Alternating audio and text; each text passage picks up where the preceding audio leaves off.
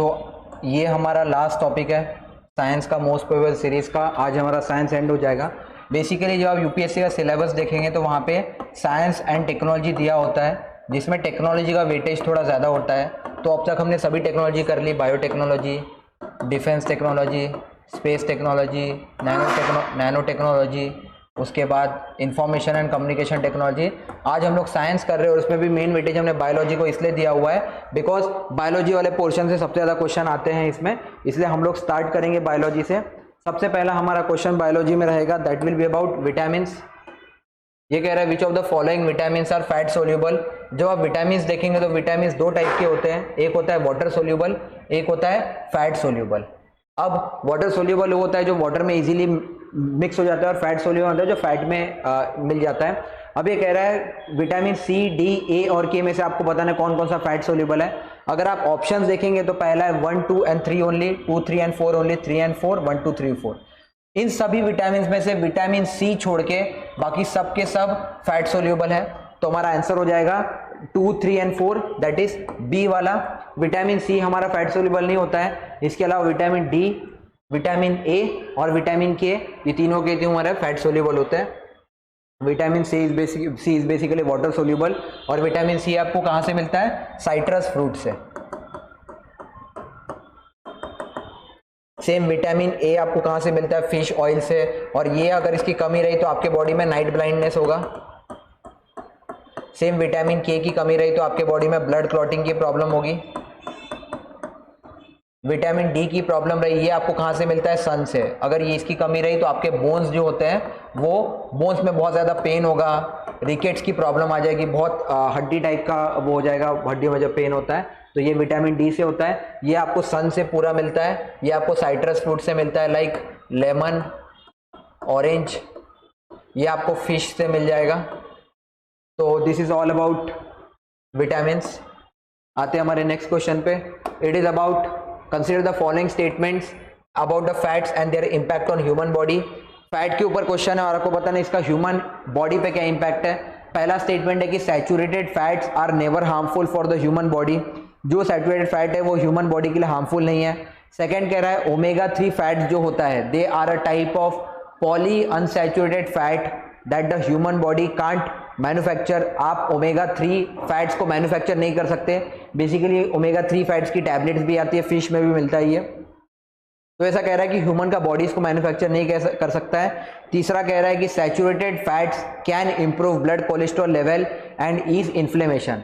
Body में जो saturated fat होता है उसकी वजह से ब्लड कोलेस्ट्रॉल लेवल इंक्रीज हो जाता है और इन्फ्लेमेशन, आपको पेन कम मिलेगा। और फोर्थ कह रहा है avocado and olives are good source of monounsaturated fat. मतलब एवोकेडो जो आप खाओगे या फिर ऑलिव खाओगे, ऑलिव ऑयल भी आता है, तो ये कह रहा है इसकी वजह से बहुत ज्यादा मोनो अनसैचुरेटेड फैट मिलता है आपको। आपको बताना है कौन कौन सा स्टेटमेंट राइट है, स्टेटमेंट 1, स्टेटमेंट 2, स्टेटमेंट 3 या फिर स्टेटमेंट 4। अगर आप इसमें क्लोजली देखोगे, पहला वाला statement saturated fats are harmful for human body, तो इसमें पहला वाला स्टेटमेंट हमारा पूरा का पूरा रॉन्ग है और थर्ड वाला स्टेटमेंट भी पूरा का पूरा रॉन्ग है। Saturated fats are never harmful for the human body. Actually ये ऐसा कोई भी फैट नहीं है जो आपके बॉडी के लिए हार्मफुल नहीं हो। दो टाइप के फैट आप देखोगे, एक सैचुरेटेड एक अनसैचुरेटेड। उसके अंदर भी एक ट्रांस फैट होता है, ट्रांस फैटी एसिड्स। तो ये सैचुरेटेड फैट जो होता है ये भी हार्मफुल होता है बॉडी के लिए, हाँ थोड़ा कम हार्मफुल होता है but again these are harmful. तो सैचुरेटेड पहला वाला स्टेटमेंट तुम्हारा रॉन्ग हो जाएगा। सेकेंड कह रहा है omega 3 fats are a type of polyunsaturated fat. एक तो होता है मोनो अनसैचुरेटेड और एक होता है पॉली अनसैचुरेटेड। मोनो मतलब सिंगल, पॉली मतलब multiple, that a human body can't manufacture. ये बिल्कुल सही बात है, कोई ह्यूमन बॉडी इसको मैन्युफैक्चर नहीं कर सकता है। ये इसकी एक टैबलेट्स भी आती है, आप ओमेगा 3 के टैबलेट्स भी मंगा सकते हो, फिश में भी मिलता है आपको ओमेगा 3 एसिड। तो ये बात बिल्कुल सही है कि ओमेगा 3 फैटी एसिड जो है ये ह्यूमन बॉडी मैन्युफैक्चर नहीं करता है। तीसरा कह रहा है saturated fats can improve blood cholesterol level and ease inflammation. ये बात बिल्कुल गलत है। इसकी वजह से उल्टा कोलेस्ट्रॉल लेवल बॉडी का बढ़ता है, कम नहीं होता है, इंप्रूव नहीं होता है, और इन्फ्लेमेशन भी कम नहीं होती। थर्ड स्टेटमेंट भी रॉन्ग हो जाएगा। फोर्थ कह रहा है एवोकेडोज और ऑलिव्स जो होते हैं ये एक गुड सोर्स है मोनो अनसैचुरेटेड फैट का। ये बात भी बिल्कुल सही है। एवोकेडोज और ऑलिव खाओगे तो आपको काफी high amount of unsaturated fats मिलेगा। तो इसमें से कौन कौन सा राइट है? 2 और 4 राइट है। आपका आंसर हो जाएगा बी, दैट इज ओनली 2। इसका आंसर हो जाएगा ओनली 2। अब हम आते हैं हमारे नेक्स्ट क्वेश्चन पे। It is about with reference to human body consider the following statements. ये क्वेश्चन कंप्लीटली ह्यूमन बॉडी के ऊपर है और कुछ ग्लैंड्स दिए हुए हैं, आपको बताना है कौन कौन सा स्टेटमेंट राइट है। सबसे पहला कह रहा है the pituitary gland secretes hormone that stimulate growth and cell reproduction. आपका जो पिट्यूटरी ग्लैंड होता है उसके अंदर कुछ ऐसे हार्मोन होते हैं जो ग्रोथ और सेल रिप्रोडक्शन के काम आते हैं। Second, the pineal gland secrets melatonin that regulate sleep clock. आपका जो सोने का टाइम है वो कंप्लीटली रेगुलेट करता है मेलाटोनिन, और ये कहाँ मिलता है? पीनियल ग्लैंड के अंदर। Next, parathyroid gland releases thyroxine hormone metabolism विच रेगुलेट बॉडी। पैराथायरॉयड ग्लैंड के अंदर कुछ ऐसे थायरोक्सिन हार्मोन है जो आपके पूरे बॉडी को रेगुलेट करते हैं। और फोर्थ कह रहा है pancreas secrete insulin that helps in balancing the sugar level in the body.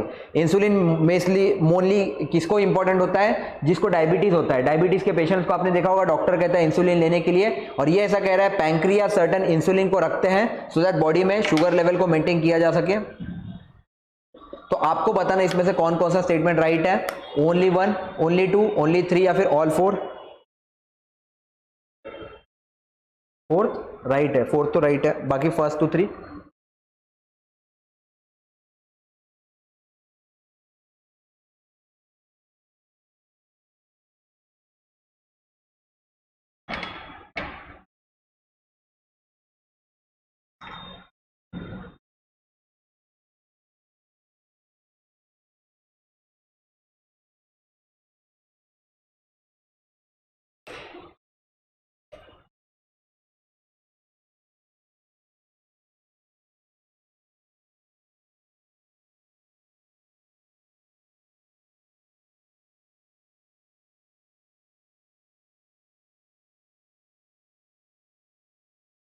आप अगर देखेंगे तो फोर्थ राइट है, फर्स्ट भी राइट है, सेकंड भी राइट है, सिर्फ थर्ड वाला जो स्टेटमेंट है ये रॉन्ग है, इसलिए इसका आंसर हो जाएगा ओनली 3। पहला वाला बिल्कुल सही है, पिट्यूटरी ग्लैंड के अंदर कुछ ऐसे हार्मोन्स होते हैं जो ग्रोथ और सेल रिप्रोडक्शन के लिए रिस्पॉन्सिबल होते हैं। सेकेंड, पीनियल ग्लैंड के अंदर भी कुछ ऐसे हार्मोन्स होते हैं melatonin that regulate the sleep clock.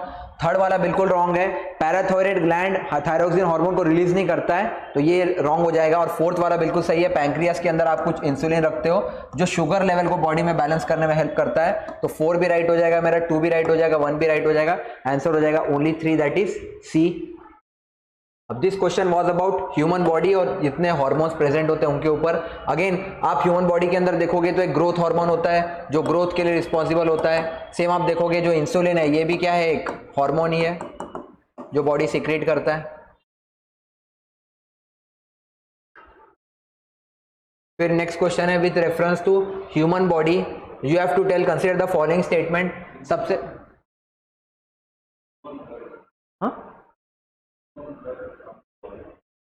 हाँ ह्यूमन ब्लड है, सॉरी, हाँ ह्यूमन ब्लड है। This is about human blood, body कह रहा था मैं। Plasma plays a role in maintaining the balance of fluids and electrolyte in the body. Body के अंदर जो फ्लूइड है और इलेक्ट्रोलाइट्स है ये मेंटेन करने का काम प्लाज्मा का, ऐसा पहला स्टेटमेंट कह रहा है। सेकंड कह रहा है बॉडी में जो हेमोग्लोबिन है it is responsible for transport of oxygen from the lungs to the body tissue. Body lungs से बॉडी टिश्यूज तक जो भी ऑक्सीजन पहुंच रहा है ये हेमोग्लोबिन पहुंचा रहा है। हेमोग्लोबिन कहाँ होता है? ब्लड में होता है बेसिकली। और तीसरा कह रहा है lymphocytes is only responsible for cleaning up the dead cells and protection against blood borne pathogen. Lymphocytes का काम होता है कि जितने भी डेड सेल्स है उनको हटाना एंड प्रोटेक्ट करना ब्लड बॉर्न पैथोजन्स को। क्वेश्चन कह रहा है how many of the statements above are correct? Only 1, only 2, only 3 या फिर नन?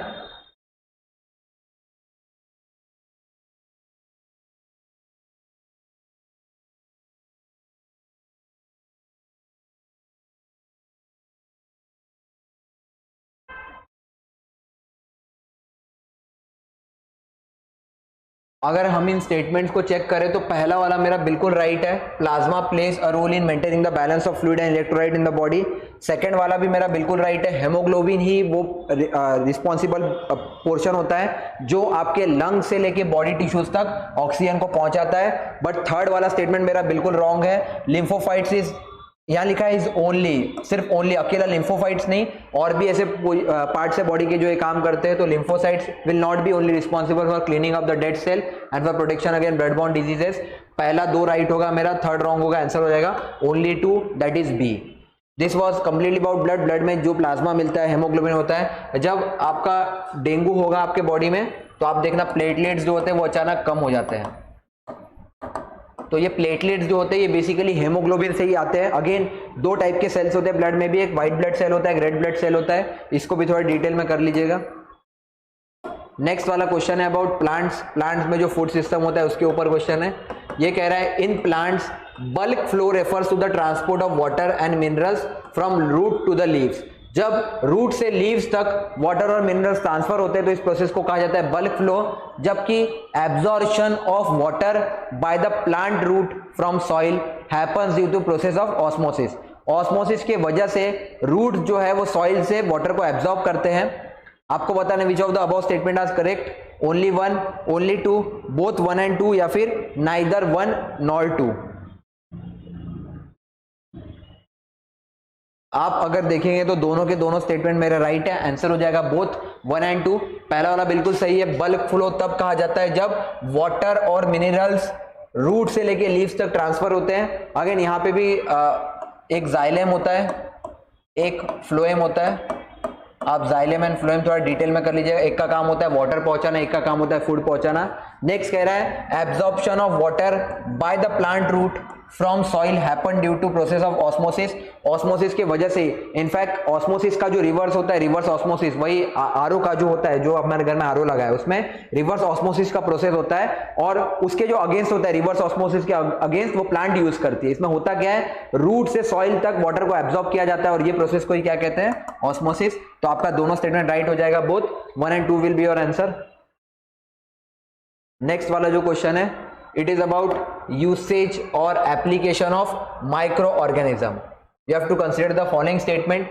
सबसे पहला, the lactic acid bacteria if added to milk causes partial digestion of milk. अगर आप लैक्टिक एसिड बैक्टीरिया को मिल्क में ऐड करेंगे तो मिल्क कंप्लीटली डाइजेस्ट नहीं होगा आपके गट के अंदर, ह्यूमन स्टमक के अंदर। Next, microbes are used for production of enzyme that are used in detergent formulation. जितने भी डिटर्जेंट बनते हैं उनके अंदर माइक्रोब्स को यूज किया जाता है एंजाइम्स को बनाने के लिए। तीसरा कह रहा है methanogen bacteria are use in the production of biogas.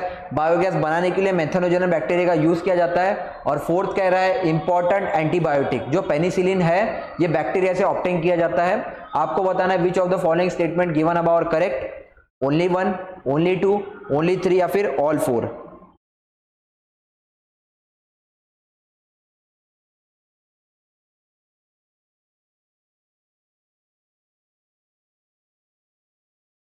इसका आंसर है सी। अगर आप देखेंगे तो पहला वाला भी मेरा राइट है, सेकंड भी राइट है, थर्ड भी राइट है, फोर्थ वाला बेसिकली रॉन्ग है। पहला बिल्कुल सही कह रहा है कि लैक्टिक एसिड बैक्टीरिया हो जो है उसको अगर मिल्क में मिला दोगे तो मिल्क का पार्शियल डाइजेशन हो जाएगा।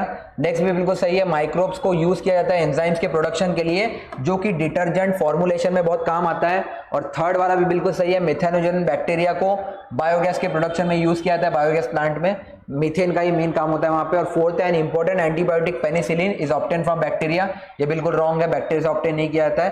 पहला वाला, सेकंड, थर्ड तीनों राइट है, आपका आंसर हो जाएगा ओनली 3, दैट इज सी। आते हैं हमारे नेक्स्ट क्वेश्चन पे, इट इज अबाउट वायरस। ये क्वेश्चन वायरस के ऊपर है, यूपीएससी ने काफी बार वायरस के ऊपर क्वेश्चन पूछ रखा है। आपको वायरस के बारे में इतना याद रखना है, virus is between living and non living. ये ना लिविंग है ना नॉन लिविंग है, ये इन दोनों के बीच का है। और वायरस को ना एक होस्ट की जरूरत होती है जिंदा रहने के लिए। मतलब वायरस अकेला जिंदा नहीं हो सकता है, बट अगर ये किसी इंसान के ऊपर है, ये किसी जानवर के अंदर है, ये किसी प्लांट के अंदर है तो जिंदा रहेगा। इसको ऑलरेडी कोई पर्सन चाहिए होता है जो जिंदा है। अगर कोई लिविंग ऑर्गेनिज्म के अंदर है ये, तभी ये वायरस खुद को मल्टीप्लाई करेगा, जिंदा रहेगा। आपको बताना है वायरस के बारे में जो स्टेटमेंट दिया कौन सा राइट है। सबसे पहला, all viruses are non cellular organism, जितने भी वायरस है वो नॉन सेलुलर ऑर्गेनिजम्स है। सेकंड ये कह रहा है no virus can replicate outside the body of host. हमने अभी भी देखा वायरस सिर्फ होस्ट पे डिपेंडेंट रहता है, ह्यूमन बॉडी के आउटसाइड रेप्लिकेट नहीं कर सकता है। और तीसरा कह रहा है अगर एक इन्फेक्शियस वायरस है जो कि फुल्ली असेंबल्ड है, उसको जो नाम दिया था दैट इज वायरॉन। आपको बताना है कौन कौन सा स्टेटमेंट राइट है, ओनली 1, ओनली 2, ओनली 3 या फिर नन।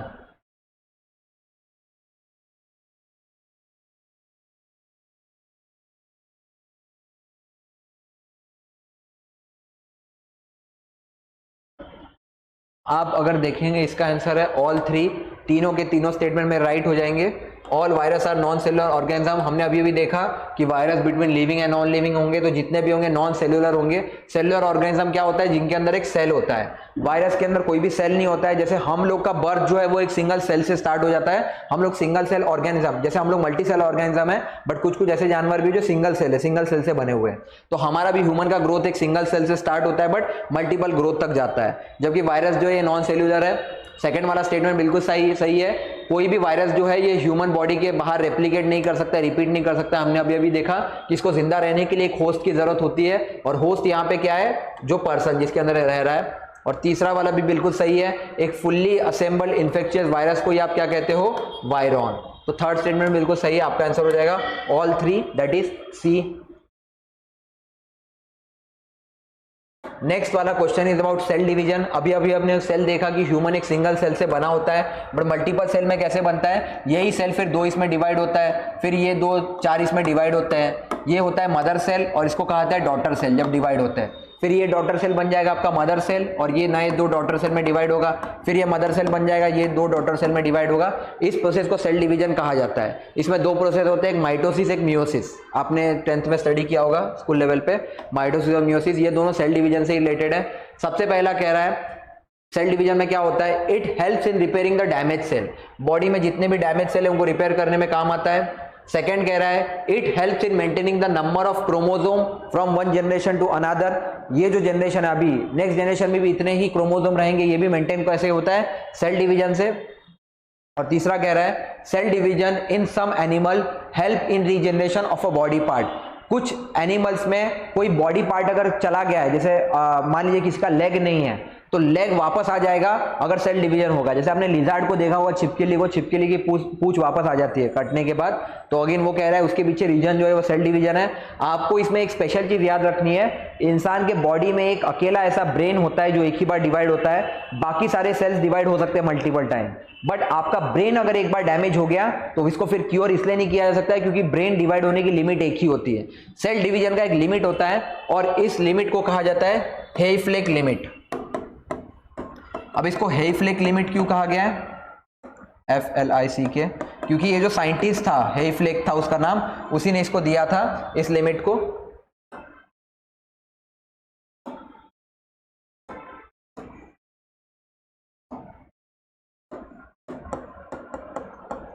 और उसी ने बताया था कि काफी सारे सेल मल्टीपल टाइम डिवाइड हो सकते हैं, बट ब्रेन ही ऐसा सेल है या ब्रेन ही ऐसा बॉडी ऑर्गन है जो सिर्फ एक ही बार डिवाइड होगा। इसलिए आप देखना किसी को अगर ब्रेन ट्यूमर होता है तो बच नहीं सकता है, क्योंकि ब्रेन बार बार डिवाइड नहीं हो सकता है, ब्रेन रीजनरेट नहीं हो सकता है। अब आते हैं इस क्वेश्चन पे, आपको बताना है how many of the statement given above are correct, only 1, only 2, all 3 या फिर नन।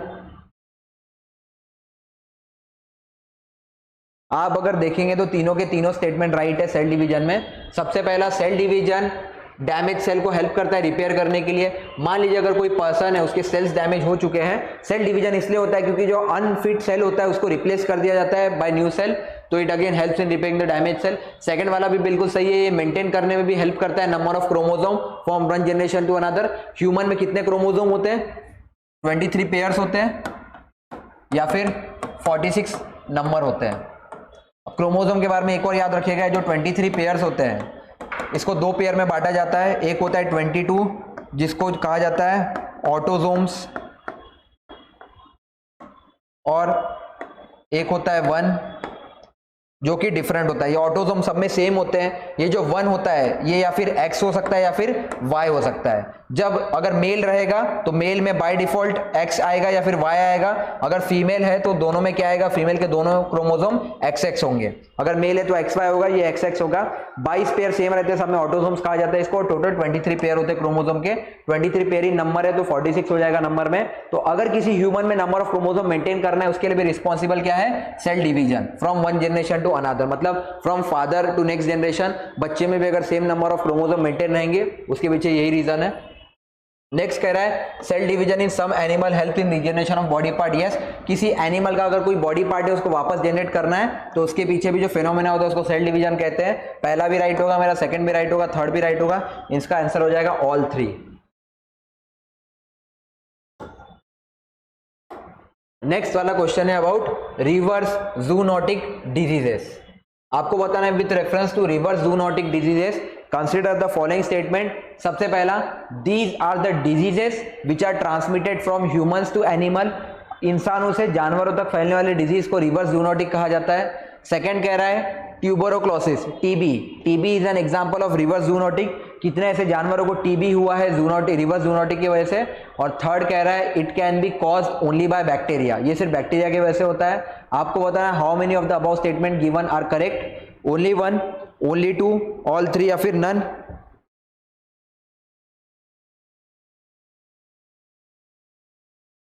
आप अगर देखेंगे तो यहां पे पहला स्टेटमेंट, सबसे पहले जूनोटिक डिजीज समझते हैं। जूनोटिक क्या होता है, जब कोई बीमारी एनिमल से ह्यूमन को फैलती है तो इसको जूनोटिक डिजीज कहा जाता है। जैसे मान लीजिए अगर कोई मंकी है, मंकी को कोई पॉक्स हो गया, मंकी पॉक्स, और मंकी ने आपको काटा तो आपको भी हो जाएगा, इसको कहा जाता है जूनोटिक डिजीज। जू मतलब क्या होता है, हम एनिमल्स, तो एनिमल से जब ह्यूमंस को कोई बीमारी होगी तो इसको जूनोटिक कहा जाता है। इसी का जब उल्टा होता है रिवर्स जूनोटिक्स, तो जो यहां से एनिमल से ह्यूमन जा रहा था वो उल्टा हो जाएगा, ह्यूमन से एनिमल को होगा वो बीमारी। तो पहला वाला स्टेटमेंट बिल्कुल सही है, रिवर्स जूनोटिक में ऐसी बीमारियां ह्यूमन से एनिमल्स तक फैलती है, पहला स्टेटमेंट बिल्कुल राइट होगा। सेकंड कह रहा है टीबी जो है ये रिवर्स जूनोटिक का एग्जांपल है। यस, रिसेंटली हमने देखा कि कितने ऐसे एनिमल्स थे जिनको टीबी हुआ था जस्ट बिकॉज ऑफ ह्यूमंस। और थर्ड वाला स्टेटमेंट जो है बिल्कुल रॉन्ग है, ये सिर्फ बैक्टीरिया की वजह से नहीं होता, ये आप वैसे भी आइडेंटिफाई कर सकते थे क्योंकि यहाँ पे लिखा है ओनली। ओनली मतलब एक्सट्रीम स्टेटमेंट, ये जरूरी नहीं बैक्टीरिया से होगा, किसी वायरस से भी हो सकता है। अगेन मोस्टली जो जूनोटिक डिजीजेस है वायरस की वजह से ही होते हैं, तो वहां पे बैक्टीरिया लिखा है, ये रॉन्ग हो जाएगा। आपका आंसर हो जाएगा B, that is only two. अब आते हैं हमारे नेक्स्ट क्वेश्चन पे, that is about white blood cells with reference to white blood cell that is WBC। Consider the following statement. सबसे पहला WBC, they are colourless due to lack of haemoglobin. ये ऐसा कह रहा है WBC में haemoglobin नहीं होता है, इसकी वजह से वो कलरलेस होते हैं, उनका कोई कलर नहीं होता है। नेक्स्ट कह रहा है they do not have a nucleus in them, WBC के अंदर कोई भी न्यूक्लियस नहीं होता है। और तीसरा कह रहा है both B and T type of WBC are responsible for acquired immunity. दो टाइप की इम्यूनिटी होते हैं, एक तो होता है एक्वायर्ड इम्यूनिटी और एक होता है इनबिल्ट। इनबिल्ट मतलब जब आप पैदा हुए बचपन से ही आपके बॉडी में कुछ इम्यूनिटी होगा जो आपको बाहरी वायरस बैक्टीरिया से बचाएगा। और एक होता है एक्वायर्ड इम्यूनिटी, जैसे आपने अभी वैक्सीन लिया, वैक्सीन क्या एक टाइप का एक्वायर्ड इम्यूनिटी है, आपको बाहर से एक इम्यूनिटी दिया गया, कल को आपको कोविड वायरस हार्म ना कर पाए। या फिर आप अगर हेपेटाइटिस बी का वैक्सीन लेंगे तो वो भी हो जाएगा एक्वायर्ड इम्यूनिटी। जब आप बाहर से कोई मेडिसिन लेते हैं या फिर ड्रग लेते हैं या वैक्सीन लेते हैं जिसके वजह से आपको कोई इम्यूनिटी मिले, इसको कहा जाता है एक्वायर्ड इम्यूनिटी। तो क्वेश्चन कह रहा है दोनों बी सेल और T cell both type of WBC white blood cell are responsible for acquired immunity. आपको बताना है कौन कौन सा स्टेटमेंट राइट है, only one, only two, all three या फिर नन।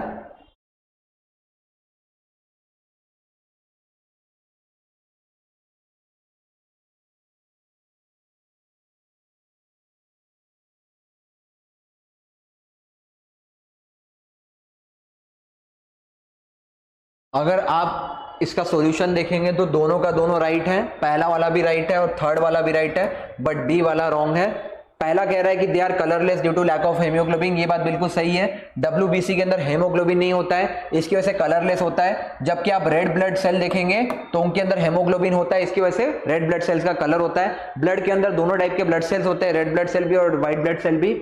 सेकंड वाला कह रहा है they do not have a nucleus in them, ये एक्चुअली रॉन्ग है, इनके अंदर एक न्यूक्लियस होता है। और तीसरा वाला भी बिल्कुल सही है, दोनों टाइप का, बी टाइप का भी और टी टाइप का भी व्हाइट ब्लड सेल जो होता है that is responsible for acquired immunity. And दोनों WBC और रेड ब्लड सी ये दोनों मिलके बनाते हैं ब्लड आपका RBC एंड WBC। तो इसका आंसर हो जाएगा 1 and 3 that is only 2 that is B। Now here we end our biology portion. हमने बायोलॉजी के भी जितने क्वेश्चंस थे वो डिस्कस कर लिए। फाइनली हमारा साइंस एंड टेक का मोस्ट प्रोबेबल सीरीज कंप्लीट हो गया। अब आपको क्या याद रखना है साइंस एंड टेक के बारे में, कुछ कुछ चीजें। सबसे पहले यूपीएससी में हर साल 15 to 20 क्वेश्चंस मिनिमम होते हैं जो साइंस एंड टेक से आते हैं। हमने जब प्रीवियस ईयर क्वेश्चन किया तो हमने ये रेंज देखा था 15 to 20। इसमें अगर ऑर्डर वाइज आप देखेंगे तो सबसे पहले जनरल साइंस की अगर बात करें तो यहाँ पे बायोलॉजी से बहुत ज़्यादा क्वेश्चन आते हैं। ये जो बायोलॉजी वाला सेक्शन था, हमने जब पीवाईक्यू भी किया था तो हमने देखा था WBC हो गया, वायरस हो गया, एनिमल डिजीज हो गया, जूनोटिक डिजीज हो गया, इससे बहुत ज़्यादा क्वेश्चन आते हैं। तो बायोलॉजी अच्छे से करके जाना है जनरल साइंस पोर्शन में। सेकेंड, अगर मैं टेक्नोलॉजी वाले पोर्शन की बात करूँ तो यहाँ पे भी डिफरेंट टेक्नोलॉजी है, जैसे कि आपको इंफॉर्मेशन एंड कम्युनिकेशन टेक्नोलॉजी अच्छे से करके जाना है। इसमें भी कुछ कुछ कोर एरियाज है, जैसे आर्टिफिशियल इंटेलिजेंस, मशीन लर्निंग, उसके बाद ये जो कल हमने देखा जनरेटिव AI जैसे चैट GPT, फिर उसके बाद जियो फेंसिंग, उसके बाद ब्लॉकचेन। नेक्स्ट ICT के बाद हमने देखा था नैनो टेक्नोलॉजी। नैनो टेक्नोलॉजी में हमने एक नैनो यूरिया देखा था जो छोटे लेवल पे यूरिया बनता है। अगेन हमने देखा कॉस्मेटिक में भी नैनो टेक्नोलॉजी का यूज हो रहा है, मेडिसिन में भी यूज है। थर्ड जो आज हमने देखा दैट इज बायोटेक्नोलॉजी। बायोटेक्नोलॉजी में पूरा आ जाएगा GM crop plus genome projects plus DNA and RNA। इसके बाद जो fourth that is space. Space में हमने देखा था जितने भी मिशंस है, जैसे इंडिया के मिशंस है गगनयान, चंद्रयान, व्योम मित्र, उसके बाद शुक्रयान मिशन वीनस पे जाने वाला, ये सारा स्पेस में हमने कवर किया था। इसके बाद फिर डिफेंस एक इंपॉर्टेंट पैरामीटर है। डिफेंस में भी कौन कौन सा? सबसे पहला बैलिस्टिक मिसाइल, क्रूज मिसाइल, फिर रैमजेट एंड स्क्रैमजेट टेक्नोलॉजी। उसके बाद फिर जो मिसाइल सिस्टम होता है जैसे अग्नि, पृथ्वी, ब्रह्मोस, ये सब कुछ। उसके बाद स्पेस में हमने GSLV भी देखा था, PSLV भी देखा था, जियो सिंक्रोनस और पोलर सैटेलाइट लॉन्च व्हीकल, ये दोनों भी हमने देखा था टेक्नोलॉजी में। ICT हो गया, नैनो हो गया, बायोटेक हो गया, स्पेस हो गया, डिफेंस हो गया, 1 2, हाँ हेल्थ बचा हुआ है यहाँ पे टेक्नोलॉजी में। हेल्थ भी आपका, हेल्थ आप दोनों में से ले सकते हो, जनरल साइंस या फिर ये कहीं से भी आता है। हेल्थ में जितने भी कम्युनिकेबल डिजीज है और नॉन कम्युनिकेबल डिजीज है वो। फिर जनरल साइंस का एक और पोर्शन होता है दैट इज एग्रीकल्चर। एग्रीकल्चर में हमने देखा था जो हर्बिसाइड्स, फर्टिलाइजर्स, पेस्टिसाइड, इसके बारे में आता है। प्लस एग्रीकल्चर में एक एनवायरनमेंट वाला भी पोर्शन था जिसमें जितने भी अलग अलग टाइप के एनवायरनमेंट कंसर्न्स होते हैं उसको कवर किया गया है। टेक्नोलॉजी में एक और लास्ट पिलर था दैट वाज एनर्जी। और एनर्जी में कौन सा? दोनों वाला, मतलब रिन्यूएबल भी। और रिन्यूएबल में कौन कौन सा? सोलार, विंड, जियोथर्मल, न्यूक्लियर, और नॉन रिन्यूएबल में जितना भी फॉसिल फ्यूल पे हम लोग डिपेंडेंट है, पेट्रोल, डीजल, उन सब पे। प्लस हाइड्रोजन भी अच्छे से कर लीजिएगा, हाइड्रोजन मिशन भी है यहाँ पे। ICT में नेशनल सुपर कंप्यूटिंग मिशन है, उसको भी अच्छे से कर लीजिएगा। So this was all about general science. हमने कुछ प्रोबेबल क्वेश्चन भी कर लिए जो 2024 के लिए इंपॉर्टेंट है इस साल आने के लिए। तो यहाँ पे फाइनली हम एंड करते हैं हमारे मोस्ट प्रोबेबल सीरीज को।